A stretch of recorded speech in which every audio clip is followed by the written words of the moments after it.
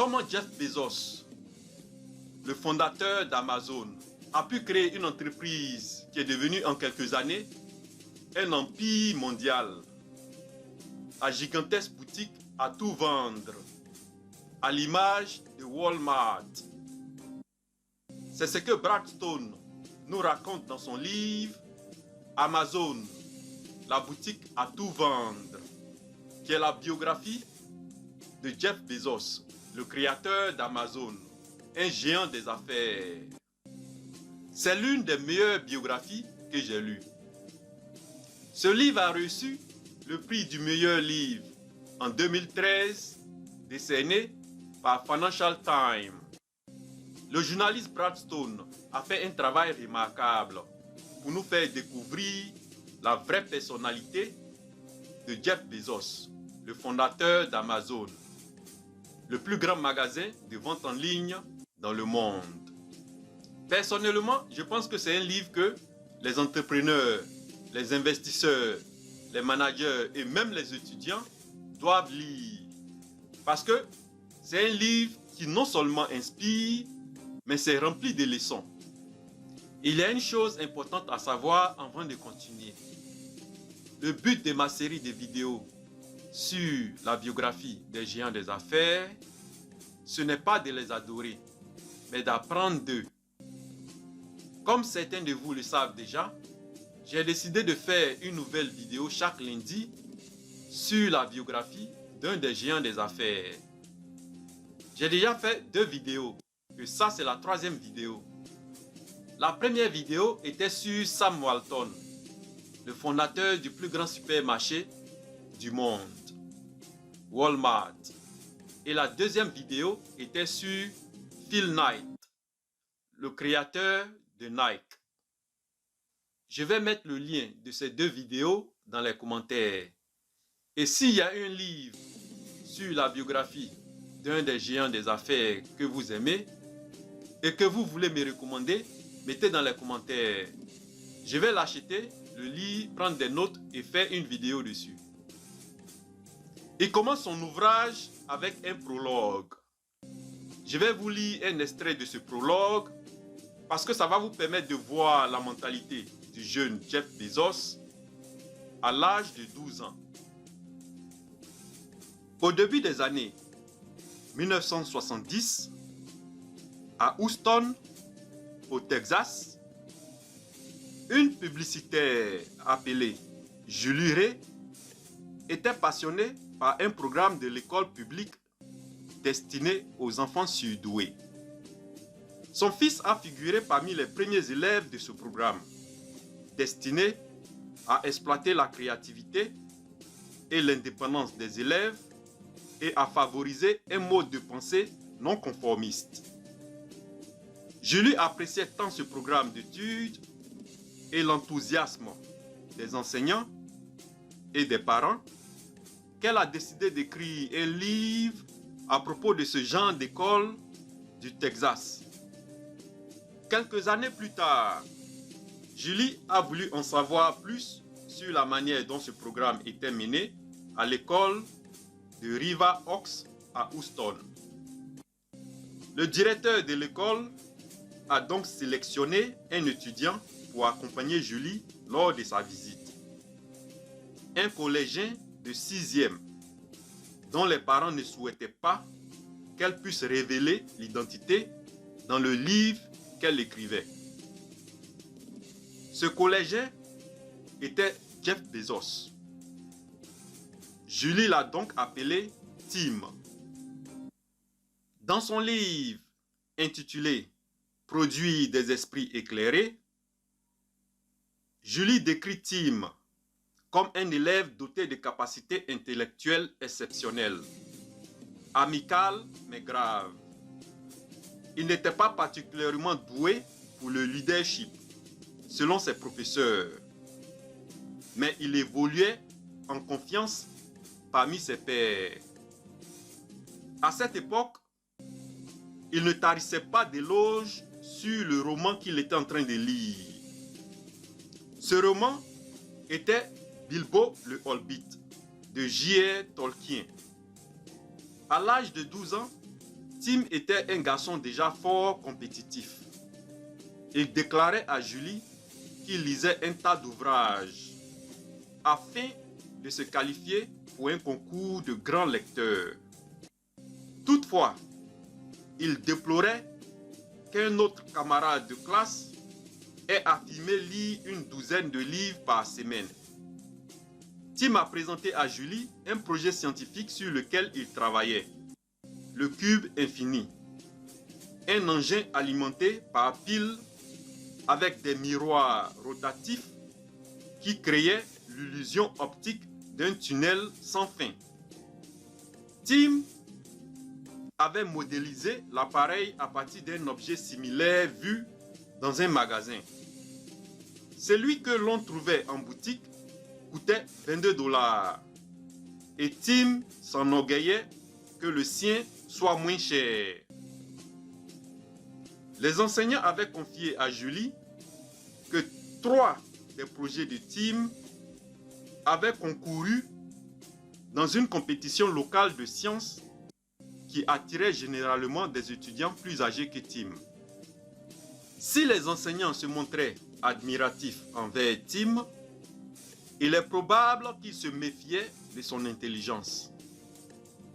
Pour mieux pratiquer les statistiques en classe de mathématiques, Tim avait élaboré un sondage d'évaluation des professeurs de sa classe.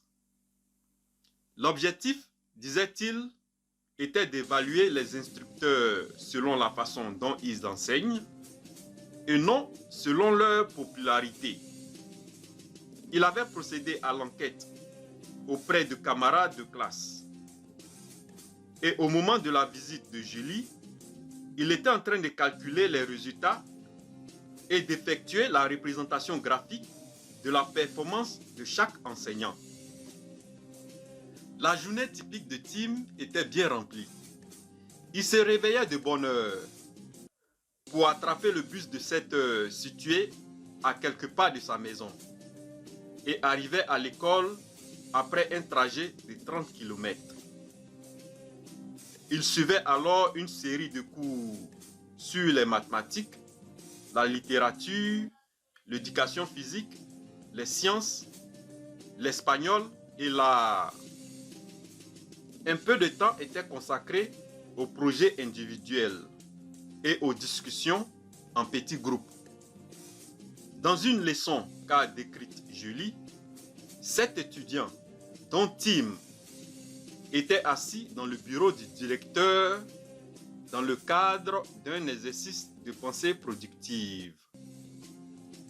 On leur donnait quelques brèves histoires à lire afin qu'ils puissent ensuite en débattre. Le premier récit parlait d'archéologues qui, de retour d'une expédition, annonçaient avoir mis au jour des objets précieux. Une affirmation qui plus tard s'est avérée frauduleuse. Julie a enregistré des extraits du dialogue qui eut lieu ce jour. Et voici ce que Tim a dit. Ces archéologues voulaient probablement devenir célèbres, mais ils n'étaient pas prêts à payer le prix. Dans l'extrait de ce prologue, on voit déjà que le jeune Jeff Bezos, à l'âge de 12 ans, aimait la science. Il fabriquait des choses et certains de ses projets ont concouru dans une compétition locale de sciences. C'était un élève surdoué, un élève intelligent. Imagine maintenant que tu étais son professeur de mathématiques. Et pour pratiquer les statistiques que tu viens de l'enseigner, le jeune Jeff Bezos crée un sondage pour évaluer la façon dont tu enseignes et pas ta popularité. Et fait une enquête auprès de ses camarades de classe. Tu vas te méfier de son intelligence. Donc c'est normal que ses professeurs se méfiaient de son intelligence. Mais nous allons commencer au niveau de sa naissance. Et après nous allons voir le moment le plus décisif de sa vie. Là où ça devient intéressant. C'est-à-dire comment est née Amazon. Jeff Bezos est né le 12 janvier 1964 dans l'État du Nouveau-Mexique, aux États-Unis. Sa mère avait 16 ans quand elle est tombée enceinte de Jeff Bezos et elle a accouché à l'âge de 17 ans. Elle s'est mariée avec le père de Jeff Bezos qui avait 18 ans. Mais ce mariage n'a pas tenu longtemps. Et elle s'est remariée 4 ans après la naissance de son enfant. Son beau-père, Miguel Bezos, était un immigré installé aux États-Unis. Miguel Bezos a adopté Jeff. Il lui a donné son nom et il l'a élevé comme son propre fils. Le grand-père maternel de Jeff Bezos a eu une très grande influence sur lui. Il était propriétaire d'un grand ranch et directeur régional à la Commission pour l'énergie atomique. Entre l'âge de 6 ans et 14 ans, Jeff Bezos passait tous ses étés à travailler avec son grand-père. Ils réparaient ensemble des éoliennes et ils plantaient ensemble des clôtures. Son grand-père comptait toujours sur ses propres forces et voulait toujours trouver la solution lui-même. Il aimait faire les choses avec ses propres mains. Il fabriquait même ses propres aiguilles à coudre. C'est une mentalité courante à la campagne. En ville, quand la machine à laver ne marche plus, on appelle un dépanneur.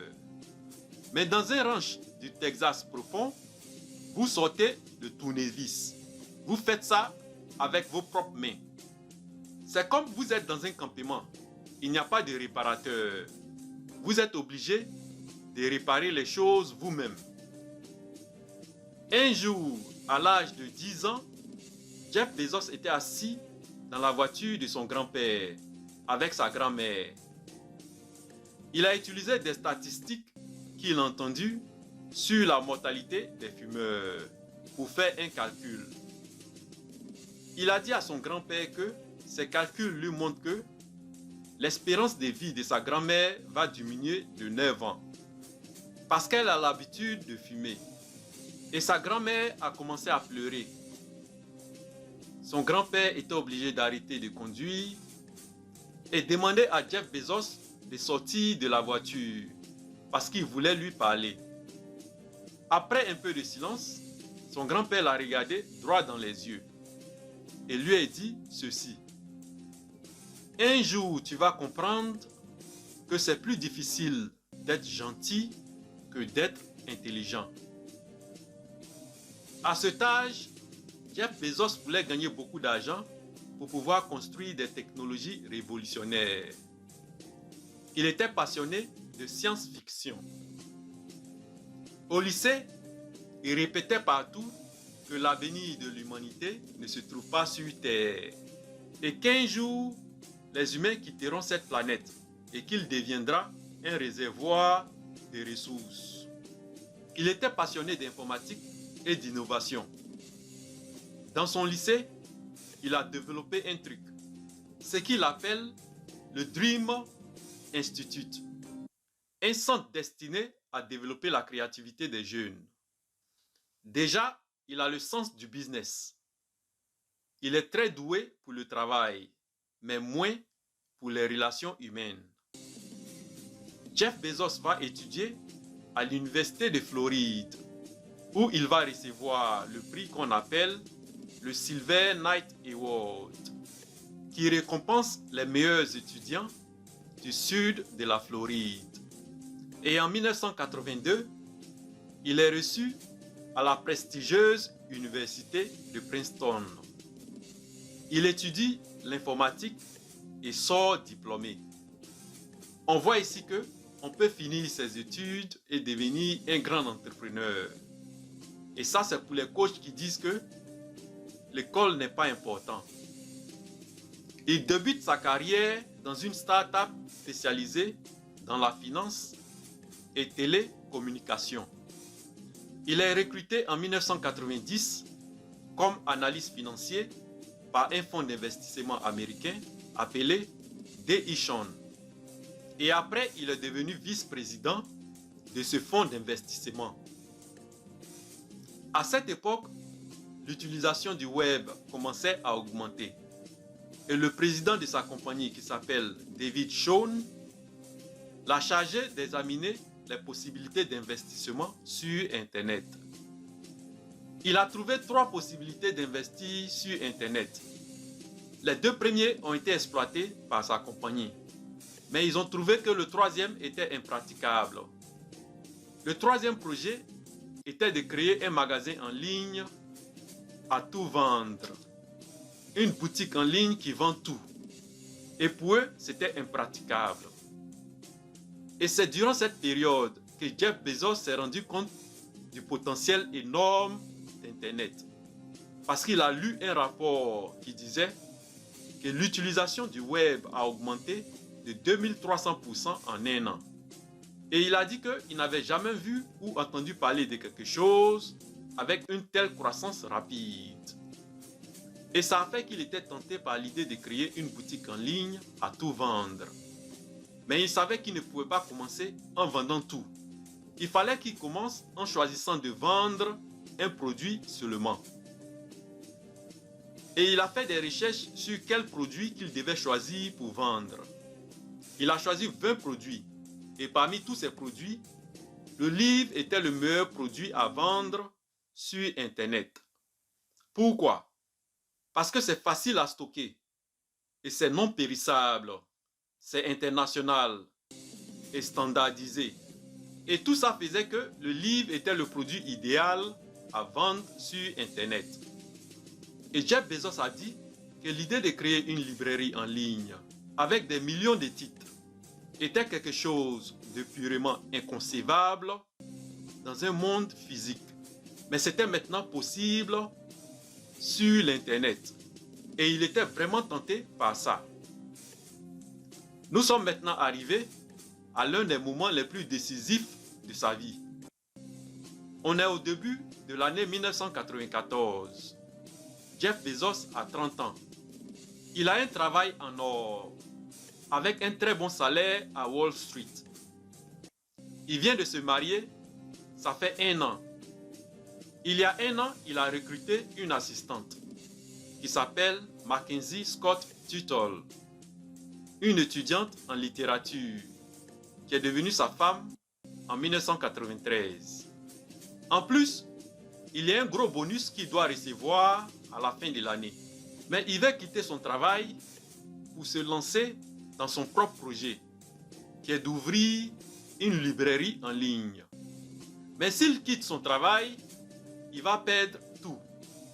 Il va perdre son travail en or, son bon salaire et le bonus qu'il devait recevoir à la fin de cette année.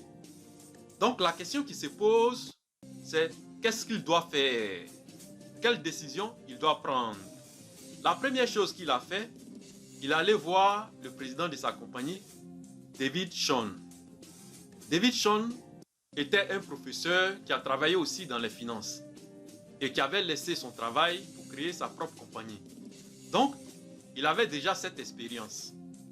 Mais le conseil qu'il a donné à Jeff Bezos, c'est d'aller réfléchir encore, d'aller à la maison pour réfléchir. Parce qu'il allait perdre non seulement un bon boulot, mais il pouvait devenir l'un de ses concurrents. Et la deuxième chose qu'il a fait, il a appelé ses parents pour leur dire qu'il voulait laisser son travail pour pouvoir lancer son propre projet. Ses parents étaient choqués. Comment il peut laisser un très bon boulot pour aller faire quelque chose de très risqué? Et le conseil que sa mère lui a donné, c'est de continuer son travail et faire son projet pendant ses temps libres. Il a répondu à sa mère en disant que en technologie, les choses avancent très rapidement. Et s'il ne quitte pas son boulot, il ne pourra pas avancer rapidement et il va perdre cette opportunité. Et la troisième personne qu'il allait voir, c'est sa femme. Sa femme était 100% d'accord. Sa femme l'encourageait. Maintenant, c'était à lui de prendre sa propre décision. Et pour faire ça, il a dit qu'il a utilisé une technique de minimisation des regrets. Et c'est l'une des choses les plus importantes que j'ai appris dans ce livre. Pourquoi? Je vais vous lire maintenant ce qu'il a dit lui-même. Je voulais me projeter dans l'avenir à 80 ans et me dire, bon, je fais le bilan de ma vie. Je veux réduire au minimum le nombre de mes regrets. Et je savais que lorsque j'aurai 80 ans, je n'allais pas regretter de participer à cette chose appelée Internet, dont je pensais qu'elle allait devenir très importante. Je savais que si j'échouais, je ne le regretterais pas. Mais je savais que la seule chose que je pourrais regretter, c'est de ne pas avoir essayé. Je savais que cela me hanterait tous les jours. Et c'est comme ça, Jeff Bezos a pris la décision de quitter son boulot.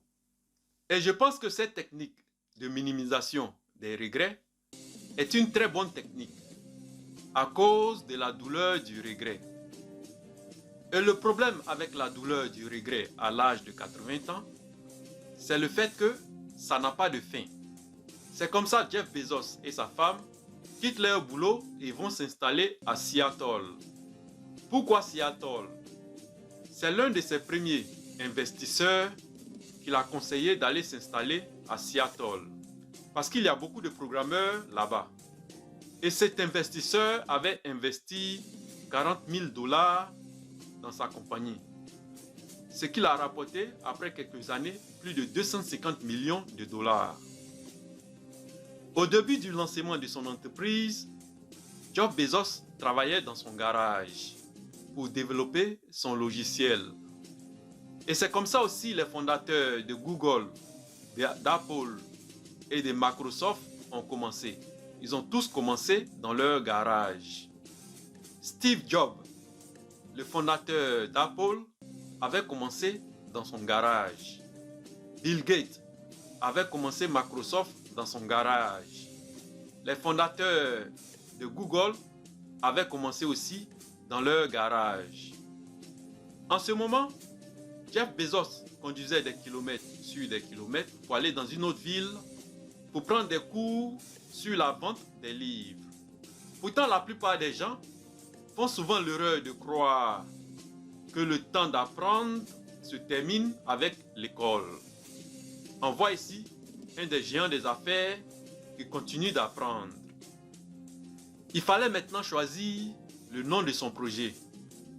À l'époque, les annuaires en ligne étaient représentés par ordre alphabétique. Il voulait que le nom de sa compagnie soit en haut dans les annuaires en ligne pour attirer l'œil. Donc il a choisi Cadaver. Mais il y a un de ses premiers employés qui lui a dit que ça sonne comme un cadavre. C'est comme ça que Jeff Bezos se tourne vers une autre idée, Amazon, en référence du plus grand fleuve du monde qui emporte tout sur son passage. Maintenant, il doit financer son projet. Donc, il fait appel à ses parents, qui sont ses premiers investisseurs. Ses parents lui donnent à peu près 250 000 $ pour commencer son projet. Et Amazon voit officiellement le jour le 16 juillet 1995. Le premier mois, il enregistre 20 000 $ de chiffre d'affaires par semaine. Malgré ça, sa compagnie était loin d'être rentable. Son succès n'a pas été immédiat. Le site d'Amazon se consacrait uniquement à la vente des livres par Internet. Jeff Bezos devait multiplier les investissements. Pour que le site fonctionne, il doit investir dans une base de données de clients, mettre en place un catalogue de produits et gérer une surface de gestion de stock. Les coûts sont astronomiques. Là où d'autres ont renoncé en acceptant l'échec, Jeff Bezos persévère. Jeff Bezos disait qu'il fallait qu'il accélère sa croissance parce qu'il ne voulait pas qu'un grand vienne acheter sa compagnie. Parce que les grands achètent toujours les petits. Il voulait forcément atteindre son objectif qui était d'avoir un magasin qui vend tout. Mais il fallait qu'il commence avec un seul produit. Et ça me rappelle la citation de Confucius. L'homme qui déplace une montagne commence par déplacer les petites pierres. Jeff Bezos est obsédé par son objectif d'avoir un magasin en ligne qui vend tout, absolument tout. Et ça me rappelle une citation de Tony Robbins qui dit « Lorsque l'esprit a une cible bien définie, il peut se concentrer, se diriger et se reconcentrer jusqu'à ce qu'il atteigne son objectif prévu. » En 1997, il y avait la bulle Internet. L'apparition de nombreuses startups créées par les jeunes informaticiens et le fait que les taux d'intérêt étaient trop bas attiraient les investisseurs pour les marchés des actions. Amazon a profité de ça. Amazon a fait son entrée en bourse en 1997 et a réussi à rassembler 54 millions de dollars. Mais en 1999, les pertes totales d'Amazon s'élevaient à un demi-milliard de dollars. En juin 2000, avec l'explosion de la bulle Internet, l'action Amazon a chuté de 19%. Amazon a perdu près de 1,5 milliard de dollars. Des nouvelles se propageaient sur la fin d'Amazon. Ses détracteurs déclaraient déjà qu'Amazon sera une victime de plus de l'explosion de la bulle Internet. Et Jeff Bezos a reconnu dans une lettre à tous ses actionnaires que les choses ne sont pas tout à fait telles qu'il les avait prévues. Des erreurs ont été commises. La pression se faisait sentir. Donc dans la deuxième partie de cette vidéo, nous allons voir comment Jeff Bezos a retourné la vapeur et qu'est-ce qui a permis à Amazon de survivre et devenir un empire mondial qui domine le commerce en ligne. Nous allons aussi voir comment un livre que Jeff Bezos a payé pour 10 dollars seulement l'a permis de devenir multimilliardaire. En entendant cette deuxième partie, si vous avez aimé cette vidéo, comme d'habitude, likez, partagez et abonnez-vous. Et on se revoit dans une autre vidéo.